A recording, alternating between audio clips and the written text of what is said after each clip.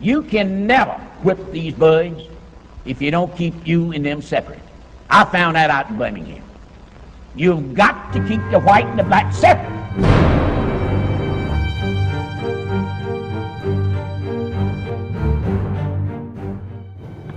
White supremacy is the belief that white people are superior to those of all races, especially the black race, and should therefore dominate society. Although the beliefs of various groups differ in some particulars, they share a desire to preserve what they call the genetic purity of the Caucasian race. In the 1950s, many of the southern states of America were segregated. Because of the laws known as Jim Crow laws, blacks and whites had different restaurants, restrooms, public transportation, and even drinking fountains. The Jim Crow laws were tested by a man named Homer Plessy, who was convicted when in Louisiana was riding a public train in a car that was only allowed for white people. Another occurrence in which African Americans disobeyed the laws of white supremacists was when, in August of 1955, Emmett Till, a 14-year-old from Chicago, was sent to visit relatives near Money, Mississippi. The young man, in part to show off to his relatives, allegedly flirted and used sexual language in speaking to a 21-year-old white woman working in a country store owned by her husband, Roy Bryant. A few days later, on Saturday, August 27th, Till disappeared. His body was eventually found wired to an old factory fan on the bottom of a river. Till had been severely beaten and shot in the head. Roy Bryant and his half-brother, J.W. Millam, were arrested and tried for murder. The men were found innocent as a result of a biased and racist jury. This is a testament to the severity of white supremacy, even legal systems. This is something the civil rights movement tried to rectify. The civil rights movement was a struggle by African Americans in the mid-1950s to the late 1960s to achieve civil rights equal to those of whites, including equal opportunity in employment, housing, education, the right to vote, the equal of access to public facilities, and the right to be free of racial discrimination.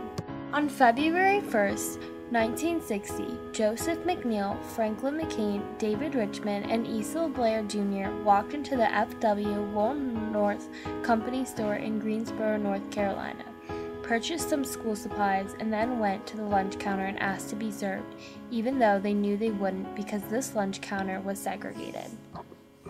Civil rights activists, those individuals who felt African Americans and whites should have equal rights, used nonviolent protests and civil disobedience to bring about change. Many leaders from within the African American community and beyond rose into prominence during the Civil Rights era, including Martin Luther King Jr., Rosa Parks, Malcolm X, Andrew Goodman, and others. They risked and sometimes lost their lives in the name of freedom and equality. After many years and the loss of many lives, President Lyndon B. Johnson passed the Civil Rights Act of 1964. Civil rights bill ever to be written into the law, and thus reaffirms the conception of equality for all men that began with Lincoln and the Civil War 100 years ago. The Negro won his freedom then. He wins his dignity now. 5 hours after the House passes the measure, the Civil Rights Act of 1964 is signed at the White House by President Johnson. Before an audience of legislators and civil rights leaders who had labored long and hard for passage of the bill, President Johnson calls for all Americans to back what he calls a turning point in history.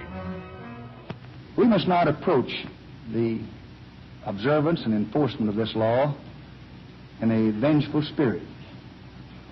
Its purpose is not to punish. Its purpose is not to divide, but to end divisions, divisions which have lasted all too long. Its purpose is national, not regional. This Civil Rights Act is a challenge to all of us to go to work in our communities and our states, in our homes and in our hearts, to eliminate the last vestiges of injustice in our beloved country. The Ku Klux Klan is a white supremacist organization founded in the late 1800s that expanded after the Civil Rights Acts were passed. Throughout its notorious history, factions of the secret fraternal organization use acts of terrorism, including murder, lynching, arson, rape, and bombing, to oppose the granting of civil rights to African Americans. 16th Street Baptist Church in Birmingham was used as a meeting place for civil rights leaders. Tensions became high when Southern Christian Leadership Conference and the Congress on Racial Equality became involved in a campaign to register African Americans to vote in Birmingham.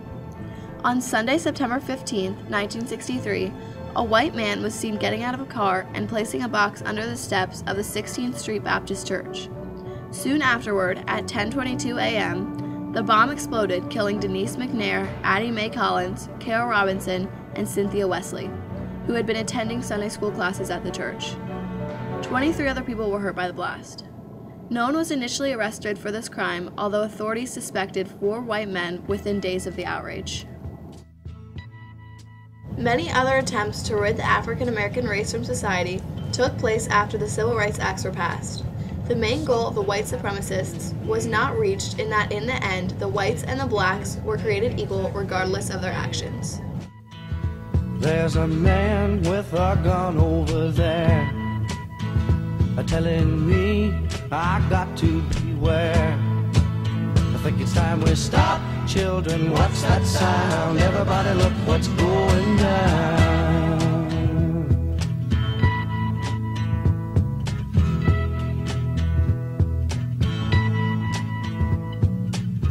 There's battle lines being drawn.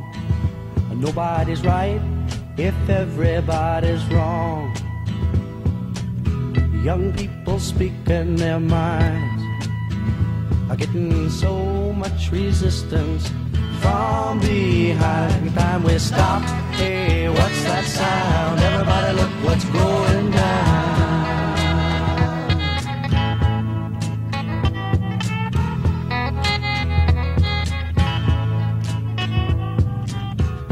What a field day for the heat.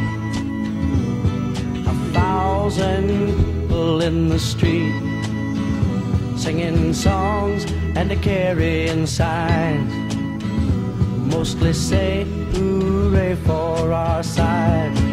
It's time we stop. Hey, what's that sound? Everybody look what's going down.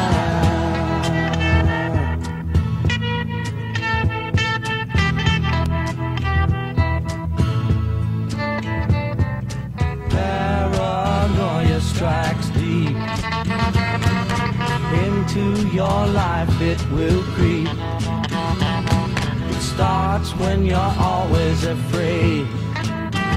Step out of line.